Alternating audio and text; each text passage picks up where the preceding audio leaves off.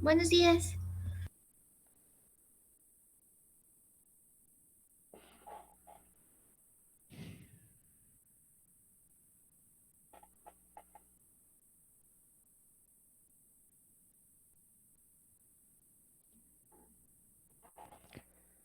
Señorita Paola y señorita Mitch, muy buen día. Hola, Arturo, buen día. Buenos días.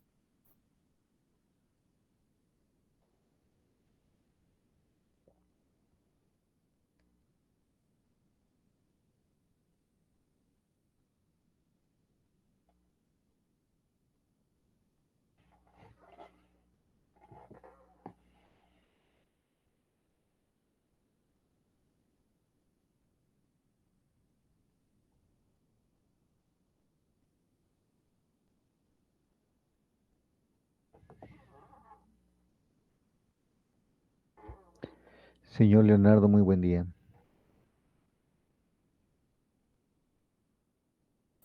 Buenos días.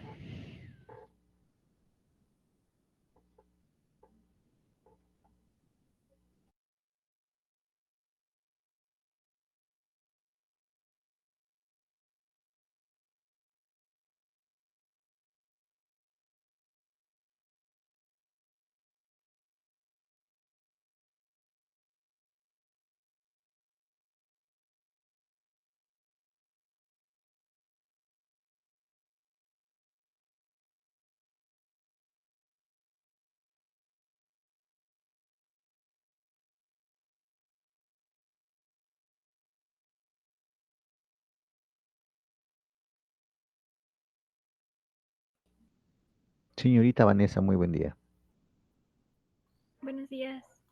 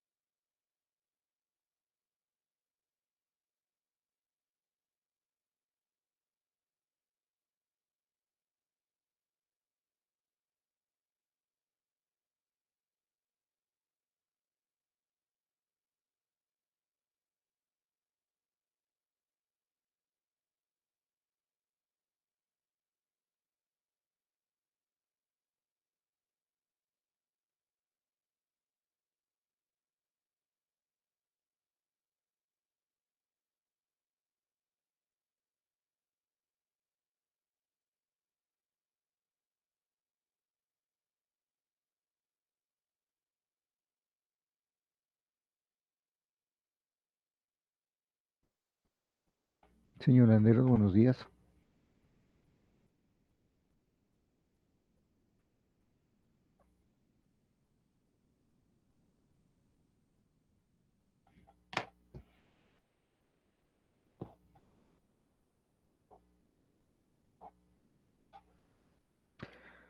Bien, voy a dar inicio.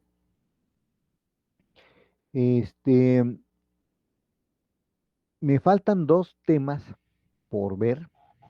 Uno de ellos es cortísimo, que es precisamente el día de hoy, que es dinámica de comunidades. Después seguiría metapoblaciones y ecología del paisaje. Y termino la unidad que corresponde a estructura del paisaje. Posterior a esto, empezaríamos con el tema de ecosistemas, que como les dije, la forma en la que se estudian los ecosistemas es algo que ustedes ya conocen, y para no hacerlo tan cansado o hacérselo tan tedioso a ustedes, yo preferiría que ustedes dieran ese tema. Yo hablaré primero sobre climas y después ustedes entran sobre directamente sobre ecosistemas. Y como es relativamente corto, ya en cuanto ustedes terminen ecosistemas, yo empiezo a hablar entonces de huellas ecológicas y empiezo a hablar de desarrollo sustentable para dar pie al último tema que sería ecología y sociedad. ¿Ok? Entonces, el lunes yo les voy a dar ya la organización de estos temas que vienen, que ustedes darían, ¿no? Yo empiezo a organizar y el lunes les paso cómo trabajaríamos y nos ponemos de acuerdo para esta parte. ¿Alguna pregunta o comentario?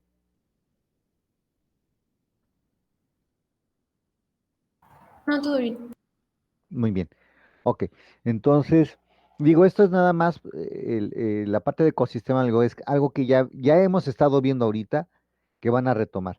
Más cosas que ya vieron del semestre pasado, entonces se nos va a empezar a hacer un poquito tedioso.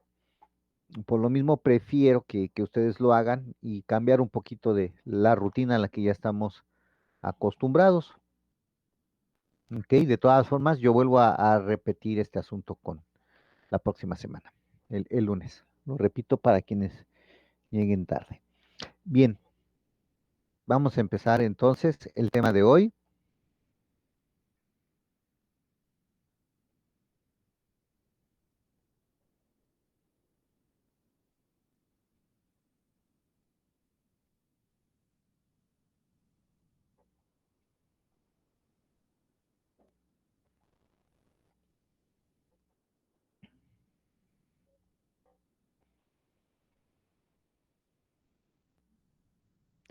Bien, el tema de hoy es el último tema eh, que corresponde a estructura de comunidades.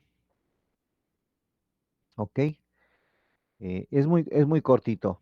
Nada más hablar de unos términos simples y luego paso al siguiente. Bien, ¿qué es esto de la dinámica de las comunidades? Bueno, las comunidades tienen una dinámica no solo de interacciones entre especies, ya sea dentro de las mismas especies o interactuando con otras especies diferentes, sino que las comunidades tienen cambios en su estructura con el tiempo. ¿Ok? ¿Por qué? Porque el paisaje mismo, la tierra misma, cambia con el tiempo. ¿Ok? Ya sea que estos cambios lo ocasionemos nosotros o ellos mismos o el planeta mismo lo hace. Esto es algo a lo que se le llama pulso. Lo utilizan mucho más los amigos que trabajan en geología y paleontología. Pulso. Es decir, la Tierra no siempre tiene la misma dinámica, no es homogénea. El planeta completo siempre está cambiando. ¿Ok? Y por lo tanto, las comunidades también. A estos cambios en el tiempo o que se observamos con el tiempo, se les llama sucesión. Sucesión son los cambios en la estructura de las comunidades a través del tiempo. ¿Ok? Y cada uno de los cambios que vemos se les llama series, ¿ok? Es toda la secuencia de cambios, perdón. Cada- Toda la secuencia de cambios se le llama serie y cada uno de ellos se llama estado serial. Es un poquito menos, en ecología general hablar de estos de serie y estado serial es menos común, pero hablar de sucesión sí. Sí, hablar de sucesión es bastante común y es muy importante, bastante importante. Ahorita les explico por qué. Entonces, por ejemplo, nosotros vemos un lugar X, el que te estoy ejemplificando, un lugar X, en donde partamos, que es el año de 1935, ¿ok? Y en una comunidad que tenía un lago, ¿ok? En ese lago, con el tiempo, a lo largo de unos 20 años, empezó a crecer plantas, vegetación acuática típica de estos sitios, ¿no? Entonces, ¿por qué creció?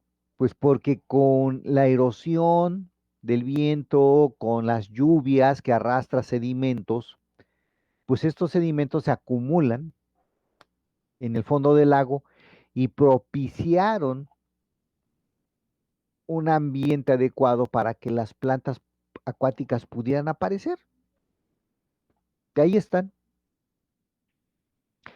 Como empieza a aparecer plantas acuáticas, como el suelo que está alrededor del lago también se modifica por estas mismas acciones, esta vegetación empieza a crecer y el área del lago empieza a reducirse. Si a estos 20 años le sumamos otros 20 más, la composición, la estructura de las plantas mismas que estaban ahí van a cambiar.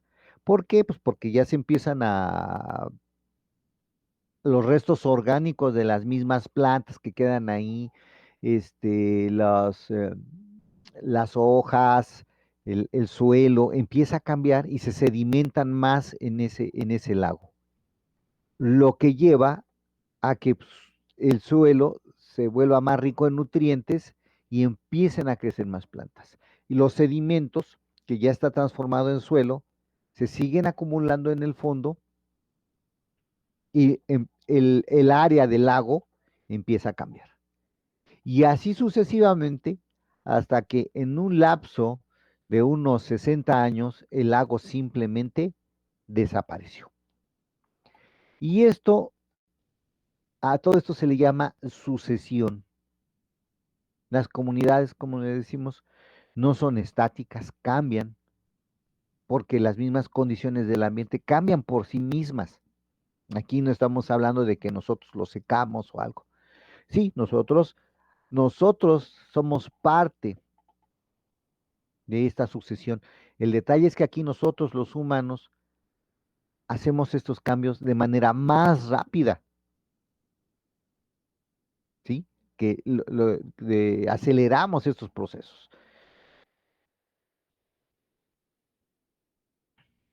Existen dos tipos de sucesión, ¿ok? El primero de ellos se llama sucesión primaria y se va a presentar en lugares en donde originalmente no había nada. A eso se le llama sucesión primaria. En un sitio en el cual no había nada, empieza a aparecer vegetación. Los estados sucesionales los podemos ver básicamente con plantas. Hay especies de animales que están asociados a las sucesiones, pero en realidad quienes determinan estos estados sucesionales son las plantas. ¿Ok? ¿Cuáles son estos sitios? Bueno, pues por ejemplo, glaciares, que son estas masas de hielo grandes, masas de hielo terrestres, que en cuanto desaparecen, el suelo queda desnudo. ¿ok? Rocas, como la Peña de Bernal, por ejemplo. Tenemos una piedrota, ahí no crece nada.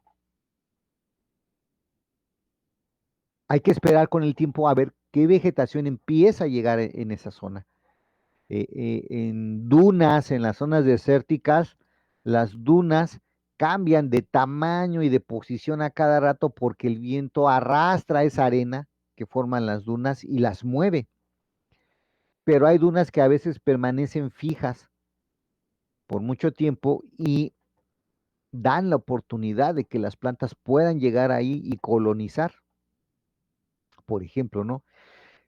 Sin embargo, también la actividad volcánica tiene mucho que ver, ¿no? O sea, en sitios donde de repente hace erupción un volcán, la lava arrasa con todo. Una vez que esa lava seca solidifica, se convierte en una roca sólida, empieza esta etapa de sucesión primaria, ¿ok?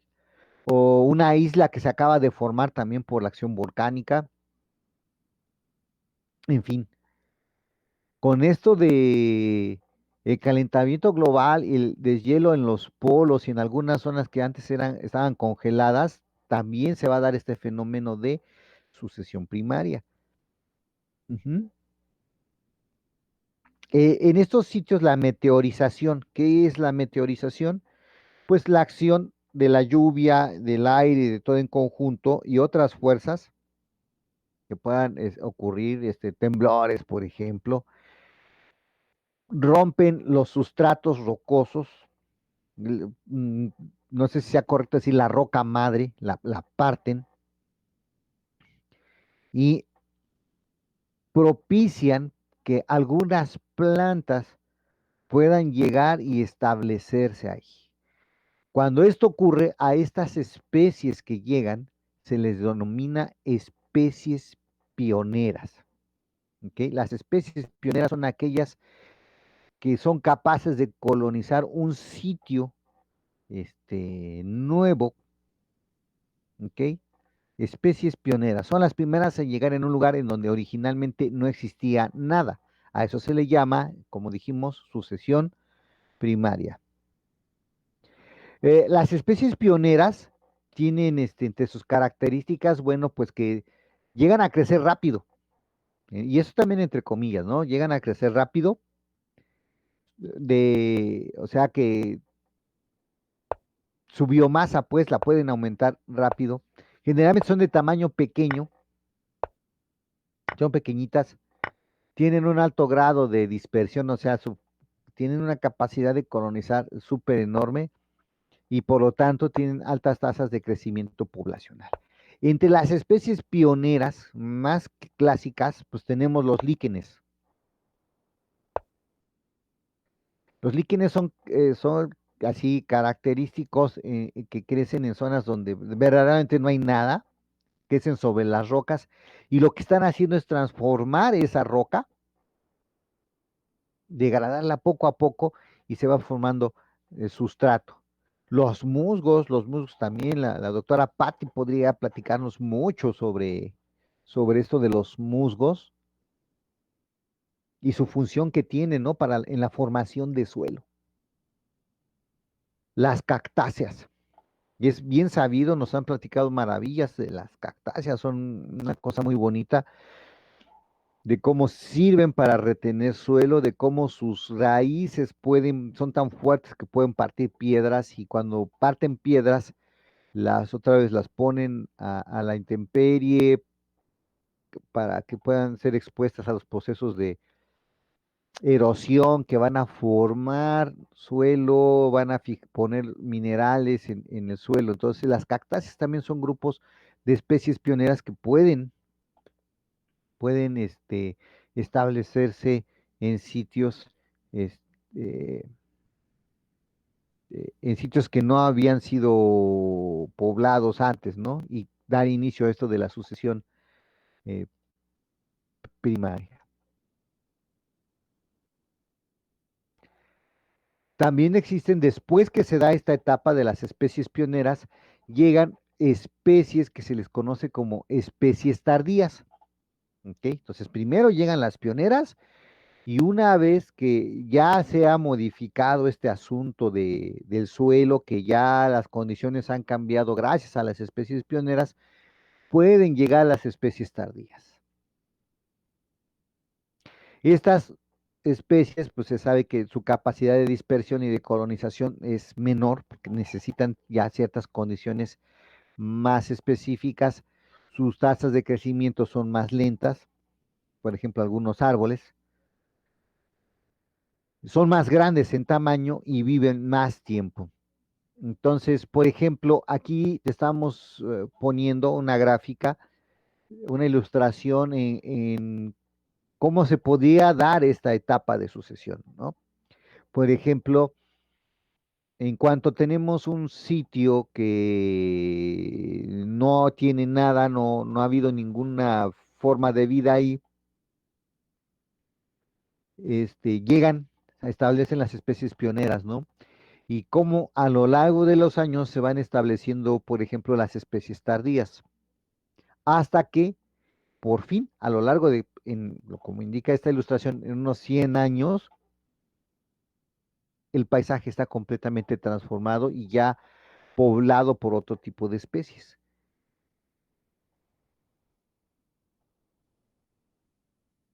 Estaba pensando, por ejemplo, en nuestros sitios y recordando la importancia de nuestras cactáceas, ¿no? Cuando hablábamos de especies clave y todo este asunto, hablábamos de los garambullos y de los nopales, que no solo sirven como alimento para nosotros, alimento para otras especies, también como un espacio físico para que algunas especies puedan anidar. Les comentaba que yo ahorita estoy interesado en esta parte de que además puedan ser un microhábitat favorable para que otras especies pudieran pasar la etapa de diapausa, pero también pueden funcionar como especies pioneras y mantenerse hasta etapas de sucesión avanzadas, ¿no? Entonces, esta parte de la importancia ecológica de las cactáceas puede ser muchísimo más grande. Pero se me hace interesante que alguien, ojalá alguno de ustedes pudiera hacer un estudio más o menos de este tipo. Otro tipo de sucesión es lo que se llama sucesión secundaria. Y la sucesión secundaria se va a presentar en sitios que han sido perturbados, que han sido alterados. Es decir, existía una vegetación ya establecida y por diferentes razones esa vegetación se vio afectada, se vio perturbada. Y entonces va a ocurrir un proceso de recuperación. A esto se le llama sucesión secundaria. ¿Ok? Entonces, como te lo pongo en el punto número 1, la sucesión secundaria se va a presentar cuando ha ocurrido un cambio en las condiciones de una vegetación. A ese fenómeno se le llama disturbio o perturbación. ¿Ok? Nada más que nosotros en nuestro español tenemos estas dos palabras que podrían significar lo mismo, no le damos el mismo sentido. Generalmente decimos que la perturbación es ocasionada es por causas antropogénicas y disturbio es por causas naturales, es así como nos estamos refiriendo, ¿no? Un lugar está perturbado, ok, el hombre llegó con algo y algo hizo, ¿no? Y cuando vas a campo, sí, voy a estudiar el efecto del disturbio, cuando se refieren a cosas naturales.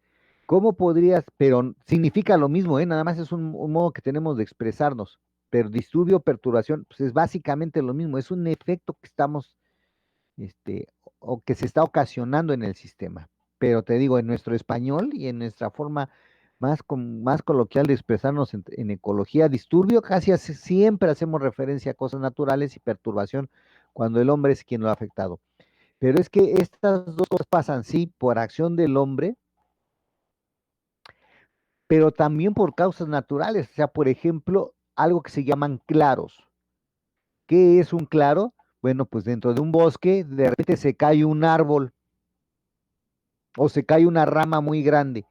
Al caerse un árbol o una rama, se abre un espacio en donde entra luz, sobre todo en bosques que tienen un dosel muy cerrado. Entra luz y se forma un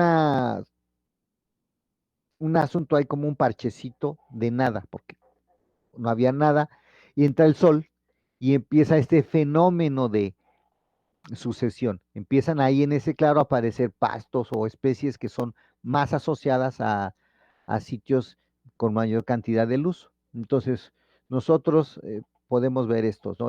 Hay claros en los bosques, o sea, no necesariamente que nosotros lo hayamos hecho. Y esto es porque se caen árboles, se caen ramas, eh, etcétera, ¿no? Forman claros. A veces los animales abren estos claros. ¿Cómo hacen estos claros? Por ejemplo, yo te pongo un caso de elefantes. Hay una especie de elefantes que acostumbra derribar árboles, hacen unos claros. Pueden ver el monitoreo pueden monitorear el avance de los elefantes por los claros que van dejando. Las plagas, por ejemplo.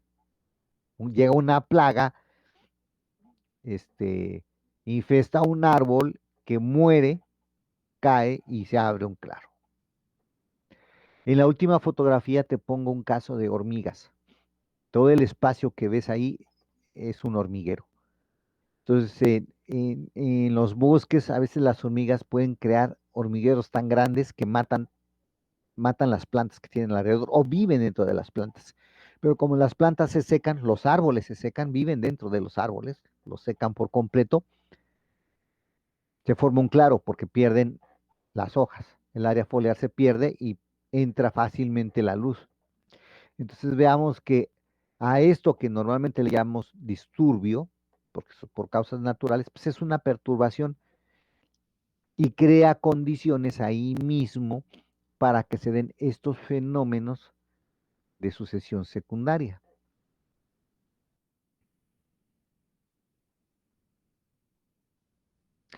Cuando tenemos una comunidad, cuando tenemos una comunidad que está en etapa de sucesión secundaria, a esas plantas que están ahí, a esas plantas que están ahí, les llamamos vegetación secundaria. Es bien importante que lo recuerdes. A las plantas que están en un sitio que está en etapa de sucesión secundaria, se le llama vegetación secundaria o de transición. Como biólogos siempre nos enseñan estos dos términos, pero después vamos a ver que, bueno, ahorita te voy a explicar otro. Vas caminando. Sí, es una zona de transición, pero generalmente lo asociamos en que una vegetación está cambiando con otra vegetación. Por ejemplo, es común bosque de pino y bosque de encino. Hay una zona de transición que solemos llamarles ecotono, que más adelante voy a explicar qué es. Solemos confundirla. Por eso es más fácil decir vegetación secundaria y entonces ya entendemos que es un sitio que está en esta fase de sucesión. ¿Ok?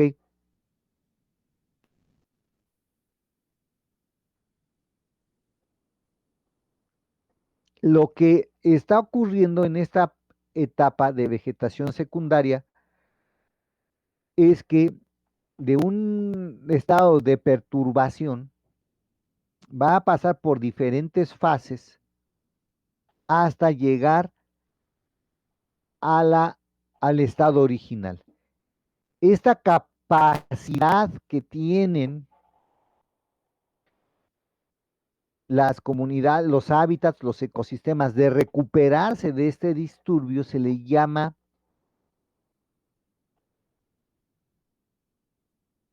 ay, se me olvidó la palabra, perdón, aquí se las, de una vez aprovecho para decirles esto. Ay, resiliencia. Sí, dígame. No, sí, le iba a decir lo mismo de resiliencia.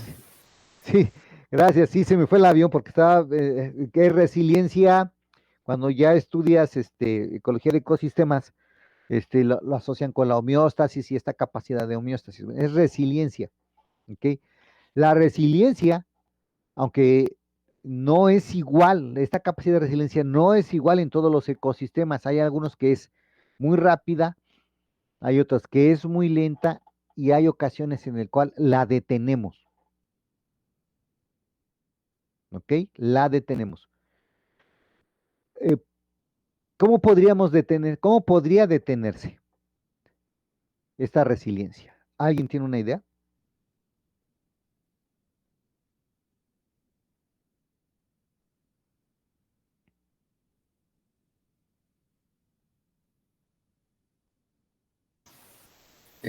Podría ser que pues se siga como generando perturbación.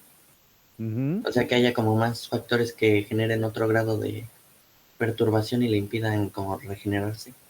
Exacto. Por ejemplo,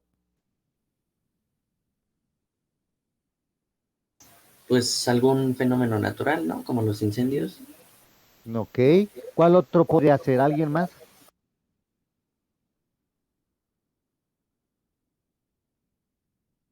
¿De qué otra manera puedo continuar metiendo perturbación en el sistema? Un incendio es correcto. Es más, puedo retroceder en el estado. ¿De qué otra manera podría hacerlo?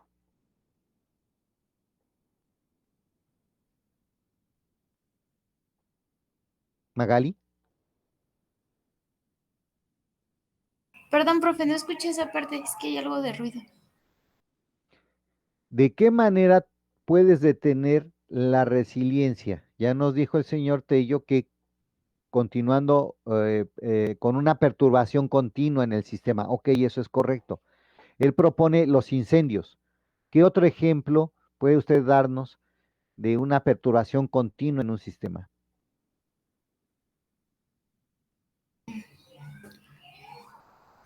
¿Podría ser una inundación? Ok, fenómenos naturales como inundación también. ¿Cuál otro? Hay unos muy obvios. La deforestación. Deforestación, ok, sí, sí. Yo voy teniendo arbolitos y los tiro, sí. ¿Cuál otro? Hay varios, aquí en nuestro entorno hay muchísimos. Dígame, señor Leonardo. También procesos migratorios, por ejemplo, de especies que tienen ciclos anuales. ¿Cómo nos ocasionaría la perturbación? Pues, por ejemplo, pienso por ejemplo, la migración del ñu en África, Ajá, que durante la época de lluvias se presenta en la zona de aluvión y todo esto, ajá, y ahora sí que come todo, ahora sí que trata de comer la vegetación, también influyen el paso de los ríos, cómo se forman igual con otras especies, ¿no? Porque regresan no solo los ñus, sino elefantes, hipopótamos, ¿no? Que todos estos de ok, alguna sí. manera cambian la conformación del sustrato, por ejemplo, en zonas de aluvión, y cuando termina la época de lluvias, todos, digamos que desaparecen de la zona y permiten que vuelva a establecerse, pues, la Mm. vegetación original, ¿no? Ándale, lo que acabas de decir ahora, sí, señor Landeros. A mí se me ocurre, por ejemplo, hace poquito quería comprar tierra de macetas y pues la banda que saca la hojarasca, ¿no? O sea, la remoción del suelo, la extracción del suelo, perdón, siento que también podría afectar bastante. Sí, eso es cierto, la extracción del suelo, el cambiar las condiciones del suelo son importantes. Aquí en nuestro municipio, ¿cómo veríamos esos dos fenómenos? Primero ahorita el de la extracción de suelo, la pérdida de suelo. ¿Cómo lo vemos? Pues, bueno, en el municipio, no sé, yo estaba pensando en el municipio de Amealco, de que pues vas para allá y ves los boquetotes de que sacan como tepetate o no sé qué estén sacando ahí, pero están sacando el Exactamente, suelo, ¿no? exactamente. Las acciones, las actividades productivas como la minería, ya sea para extracción de petate, de grava, cantera, provocan esos fenómenos. Y los que nos platicaba el señor Leonardo, de esa presión de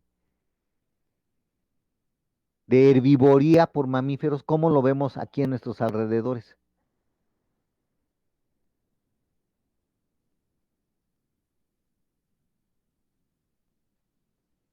Exacto. Platíquenos, señor.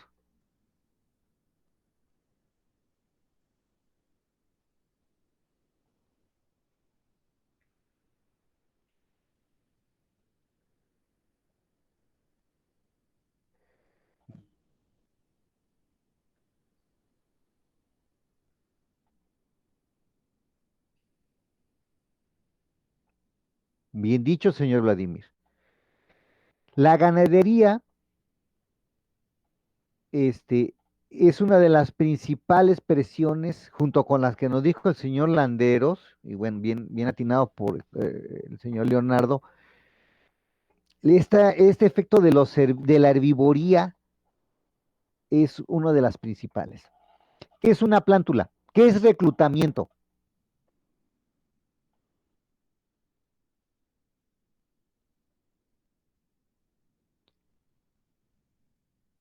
En sistemas vegetales, hablando de ecología vegetal, ¿qué es el reclutamiento?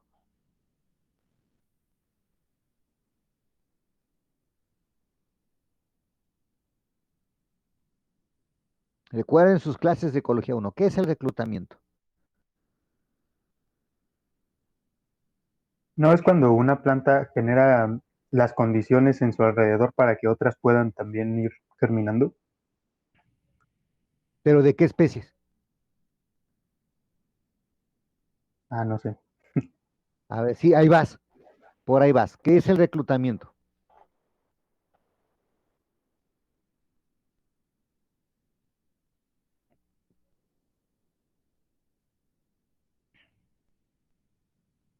¿O no conocen el término? Díganme, no, no lo conocemos. Ahí por el chat, si no me quieres platicar. No, yo no lo recuerdo de Ecología 1, pero no recuerdo muchas cosas de Ecología 1. Ok, también suele pasar. Reclutamiento, cuando hablamos de comunidades vegetales, reclutamiento es el número de plántulas, la plántula es la planta chiquita, la planta bebé, es el número de plántulas que están estableciéndose en el sistema. ¿Me explico? Es decir, el número de hijos, el número de descendencia que estamos teniendo. Eso es reclutamiento. Y la ganadería lo que hace es que las vacas, las chivas y todo lo que ya nos platicaron, evitan el reclutamiento. ¿Por qué? Pues porque prefieren las plantas, las hojas más tiernas, son más nutritivas. Esto ya lo habían platicado, lo que es palatabilidad. Es decir, la palatabilidad es cuando una especie herbívora muerde y determina qué planta prefiere. Lo sabes, palatabilidad, porque vas en el campo y ves las mordidas. Ahí tú dices, hay más palatabilidad en cena, hay más palatabilidad en lisiloma, que son plantas muy nutritivas, por ser leguminosas, tienen muchas proteínas. Las chivas, las vacas tienen palatabilidad y prefieren las plántulas. Y si no se las comen, las pisan. Entonces, podemos evitar la resiliencia a través de estas prácticas no controladas. Bueno, como platicó ya el señor Vladimir y el señor Leonardo, la presión de ciertos herbívoros en un sistema impiden que se den las etapas sucesionales. ¿Por qué creen que el cimatario no puede avanzar en su etapa sucesional? Tiene años, más de 100 años, tal como está. Por la ganadería, porque si tú metes vacas, metes tu ganado, ellos se van a comer las plántulas. Y solo sobreviven aquellas especies que no tienen palatabilidad hacia los herbívoros. Por ejemplo, la uña de gato, la mimosa bioncífera, que creo que ya no es mimosa. Esa especie, esa especie, como tiene espinas, las vacas no se la comen. Los mezquites afortunadamente se salvan porque como son altos, las vacas pues no se pueden parar de patitas y alcanzar las ramas más tiernas. que son más altas. La chiva sí se puede trepar a veces en el árbol, ¿ok? Entonces veamos cómo esta resiliencia puede detenerse por muchas causas. Ya también nos dijeron el suelo, la pérdida de suelo, la minería, la extracción de tepetate y de todo esto también es importante. Inundaciones, como nos dijo la señorita Magali, el perder, el perder cobertura vegetal propicia la erosión de los suelos a través de la lixiviación, de este lavado de suelos. Los sitios que también son propensos a los incendios, por causas que incluso nosotros podemos provocar, destruyen todas las plántulas, todas esta vegetación que está encargada de las sucesiones, todas estas plantas tardías que van a terminar de llevar la sucesión hacia la vegetación original. Entonces, cuando nosotros hacemos este tipo de trabajos, después lo voy a retomar cuando veamos un poco de restauración, debemos de diagnosticar cuál es la razón por la cual la resiliencia se está deteniendo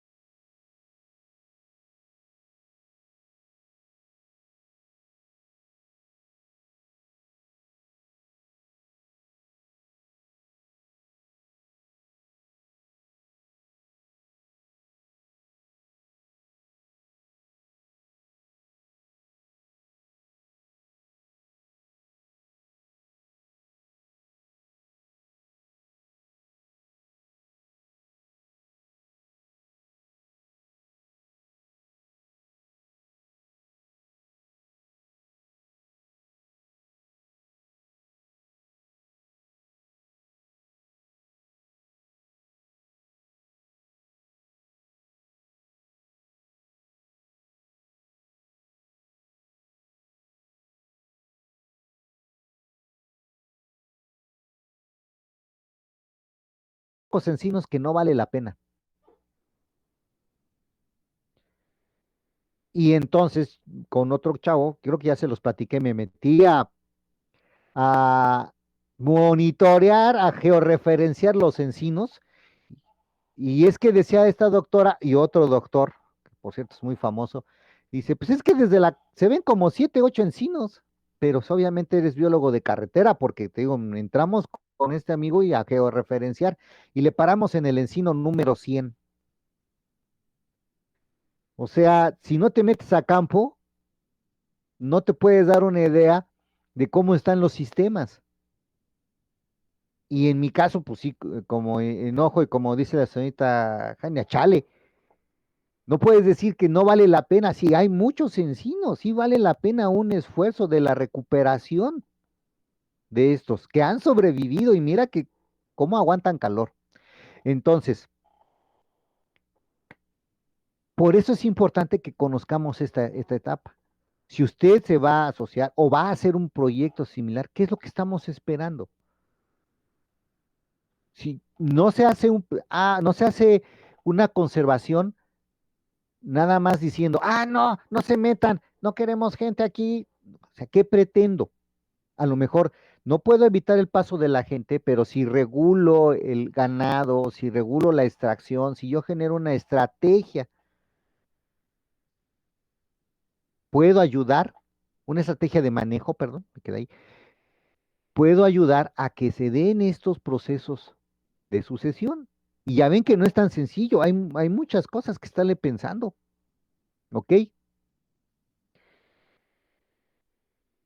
Y entonces aquí aparece otra hipótesis que se le llama esquemas de clímax, ¿ok? El punto 2 creo que es al que va ahorita, dice, no se puede distinguir una comunidad clímax en campo porque a veces las tasas de sucesión disminuyen, de modo que no se pueden percibir. Y es algo que a nosotros nos está pasando con nuestro Parque Nacional Cimatario. No, no nos hemos percibido, nosotros solo vemos que sí, las plantas están ahí, pero debido a otros factores, no nos damos cuenta de cómo se está dando esta etapa de recuperación. ¿Ok?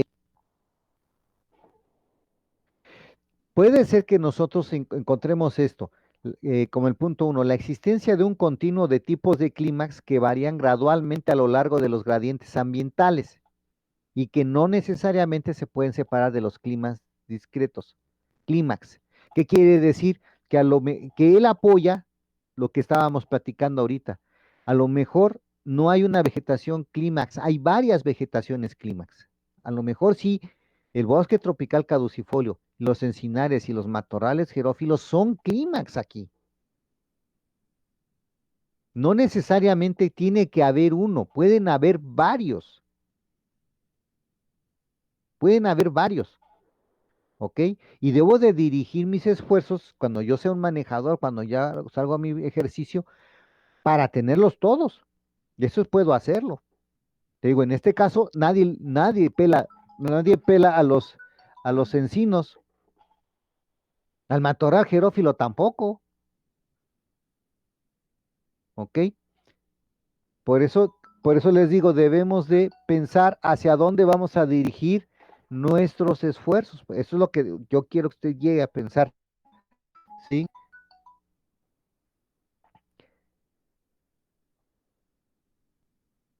Y vemos, por eso es importante la postura que yo voy a tener ante este fenómeno. Si yo voy a pensar en un policlímax o en varios estados sucesionales o en un monoclímax. Algo que debemos de tener en cuenta es que las sucesiones pueden tardar mucho tiempo en que se produzcan. Pueden tardar bastante. ¿Ok? Incluso se ha observado que desde la última glaciación, todavía en algunos sitios del mundo, se está dando este proceso de sucesión. ¿Ok? O sea, ve cuánto se dio la última glaciación y seguimos todavía en esa etapa de recuperación.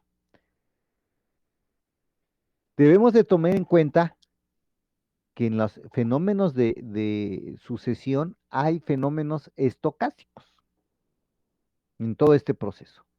Y esos pues, no los podemos controlar y muchas veces pueden ser efectos negativos. Tal como nos platicaba el señor Javier y la señorita Magali, fenómenos naturales, un incendio, una inundación.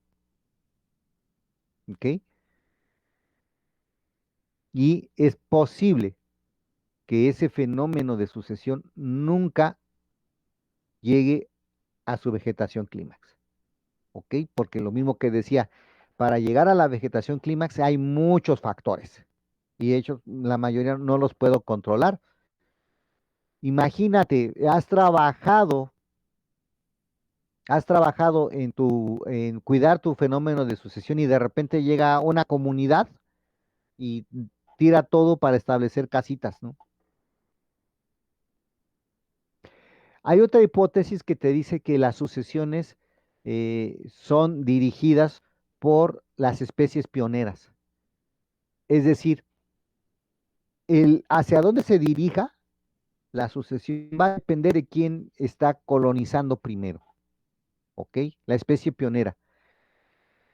Depende también del reemplazo de especies, es decir, no es un proceso ordenado, es decir, yo tengo mi especie pionera y luego va a llegar esta otra especie y luego va a llegar otra especie. No, las especies compiten.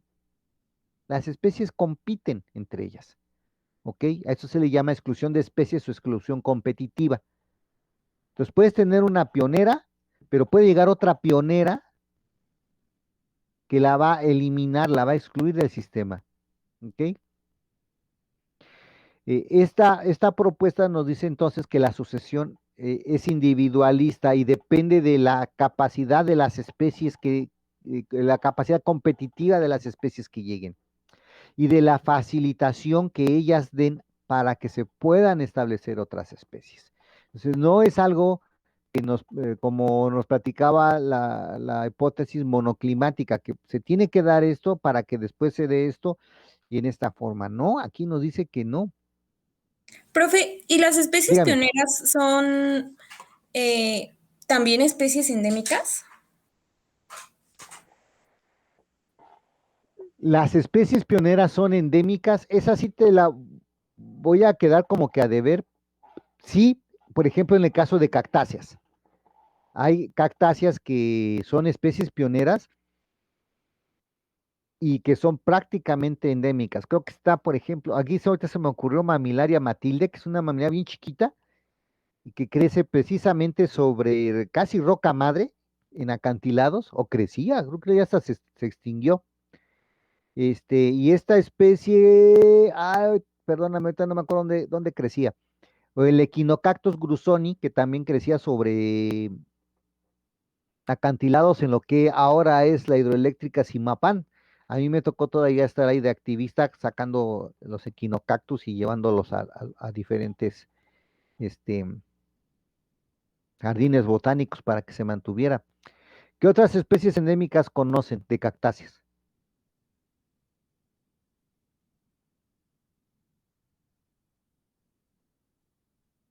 Veamos, especies endémicas de cactáceas.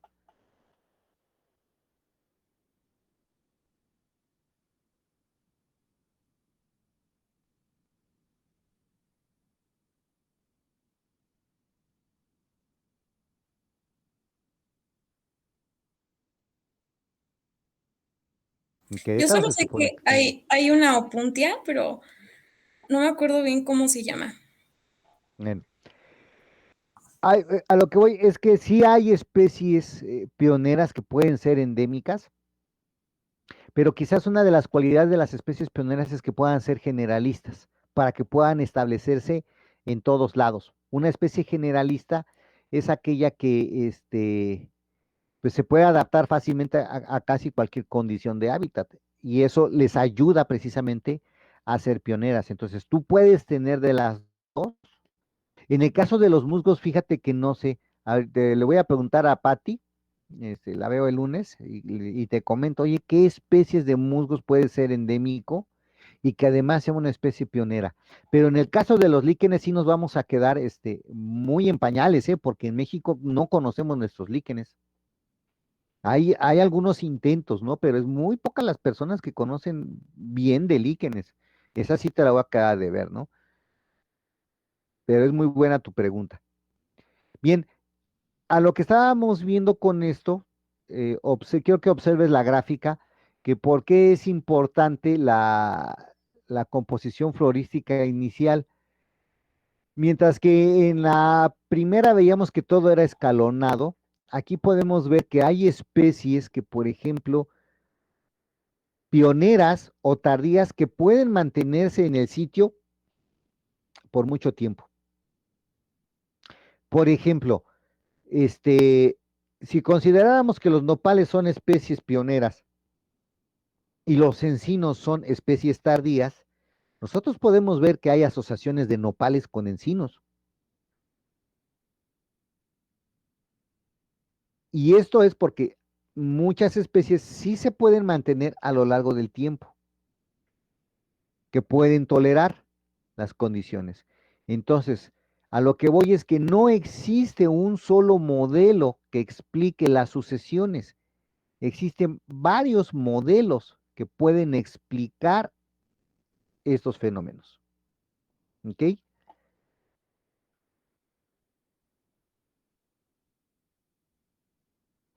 Y precisamente por eso,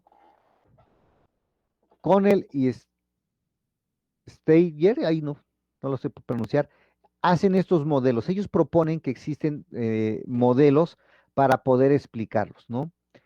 Porque las interacciones entre las especies son muy variadas.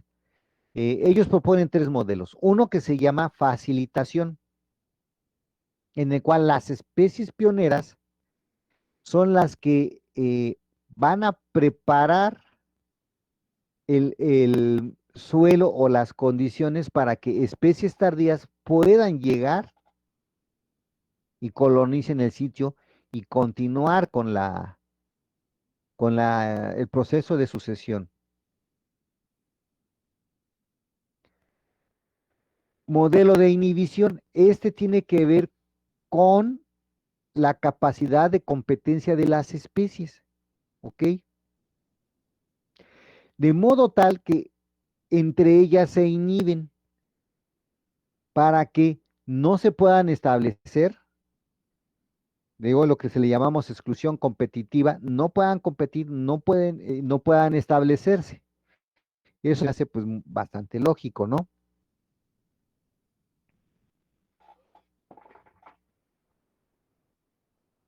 Y el modo de tolerancia. En este caso, las especies tempranas, ¿ok? No inhiben por completo a las especies tardías, ¿ok? Y de modo tal que las especies tardías se puedan establecer, es decir, puedan convivir las dos, las tempranas con las tardías. Y de esta manera, con la tolerancia, las especies pioneras crean condiciones para que puedan establecerse las tardías y las tardías a su vez ayudan a que las pioneras puedan persistir en el sistema.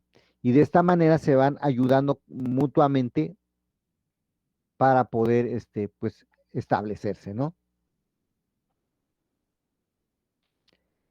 Los cambios se dan de esta forma, ¿no? Yo no los voy a leer. Ay, perdón. Es que no, se me fue la imagen. Vamos a ver si le hago así. Ya, ahora sí la veo. Ok, entonces, lo que propone este modelo es que o esta hipótesis, perdón, es que todos estos modelos de facilitación, de tolerancia y de inhibición participan al mismo tiempo en el sistema. Y va a persistir aquel en el cual pues, las especies, eh, ¿cómo te puedo decir? Las especies que duran, que se establezcan, son las que nos explican qué modelo es el que fue más exitoso, pero no significa que exista una ley que nos diga va a ser de esta forma, ¿no? Sino que estos fenómenos se pueden presentar en conjunto y en diferentes tiempos. No sé si me di a entender.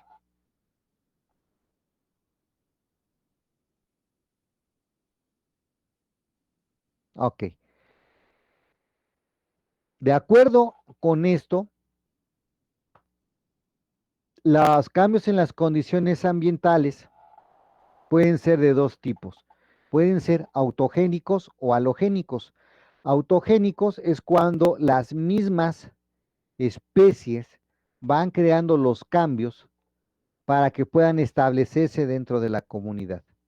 Y los cambios halogénicos es cuando el mismo ambiente facilita el que se establezcan. O sea, por ejemplo, si nosotros tenemos en un sitio en donde hizo erupción un volcán, no, pensemos mejor en un acantilado, en una barranca. La posición de la barranca es muy importante porque, por ejemplo, si es un sitio en donde le va a estar dando constantemente la lluvia, el viento y el sol, la roca se va a erosionar y eso va a propiciar que se puedan establecer las especies. Eso es un cambio halogénico.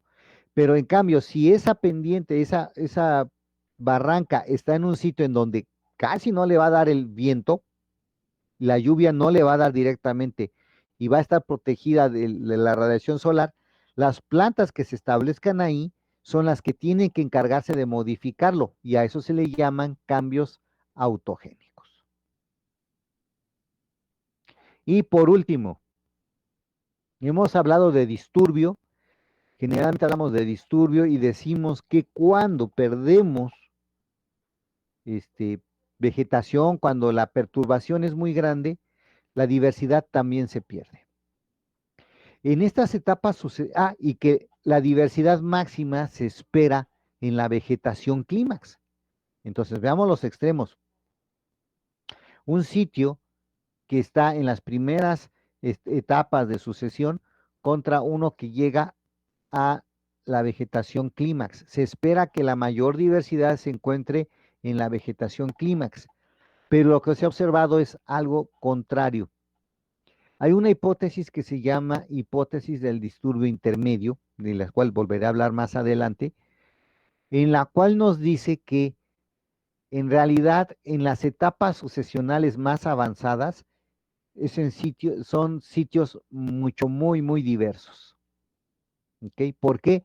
Porque precisamente esas etapas de sucesión intermedias tienen elementos tanto de la vegetación clímax como de elementos de vegetación de estados sucesionales más avanzados, como de elementos de perturbación más extrema o más avanzada. Como es un punto intermedio, ahí vamos a encontrar especies que pueden habitar precisamente en estas condiciones que son intermedias, ¿no? Ni muy conservadas ni muy perturbadas. ¿Ok? Y, y esto a veces es importante que lo reconozcamos, porque a veces cuando queremos mantener la diversidad de un sitio, muchas veces no es tan conveniente llegar a un clímax, cuando eres un manejador, ¿no? No es tan conveniente llegar a un clímax. Digo, tampoco lo vas a detener, pero llegar a un punto en donde tengamos una vegetación que indique que es un disturbio intermedio es muy óptimo porque vamos a tener una gran diversidad de especies, precisamente por lo mismo, porque es la conjunción de dos conjuntos, la intersección de dos conjuntos. Pero no sé si me expliqué. ¿Preguntas?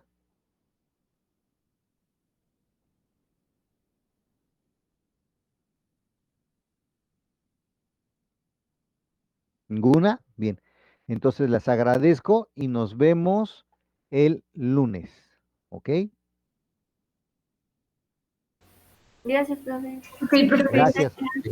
Me quedo con quien Gracias, tenga algún profe. comentario o dudas. Gracias y nos vemos. Gracias.